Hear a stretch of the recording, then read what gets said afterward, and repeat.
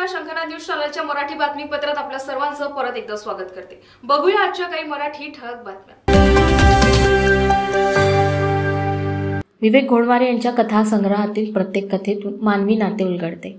या कथासंग्रहाद्वारे मानवी संबंधातील वेगवेगळ्या प्रवृत्ती समजून घेण्याचा प्रयत्न लेखकाने केला असल्याचे मत राष्ट्रसंत तुकडोजी महाराज विद्यापीठाचे मराठी भाषा विभाग प्रमुख डॉक्टर शैलेंद्र लेंडे यांनी व्यक्त केले. विदर्भ साहित्य संघ आणि संवेदना प्रकाशन संस्था पुणे यांच्या संयुक्त विद्यमानाने झिरपत येणार काही या विवेक घोडमारे लिखित कथासंग्रहाचा प्रकाशन सोहळा गुरुवारी पार पडला.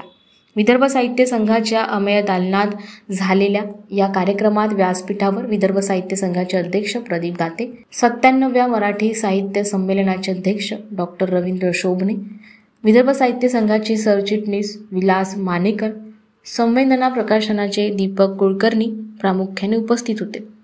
या पुस्तकातील कथांमधून स्त्री पुरुषांमधील नात्यांचे वेगवेगळे पैलू बघायला मिळतात. त्यांच्या नात्यातील भावभावनांचे आविष्कार लेखकाने चांगले मांडले आहे.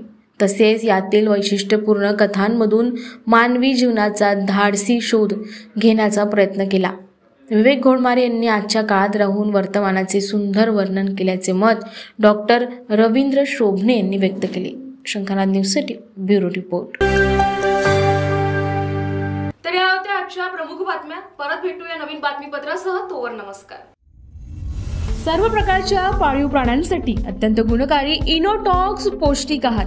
नैसर्गिक वापरा, केमिकल टाळा. इनोटॉक्ससह रोगराईस आळा घाला. पशुखाद्य टेक्नॉलॉजिकल ऑडिटिव्ह उत्पादनासाठी महाराष्ट्रातील सर्व जिल्हे व तालुक्यात डीलर्स नेमणे आहे. अधिक माहितीसाठी संपर्क करा 8446625542 738777557.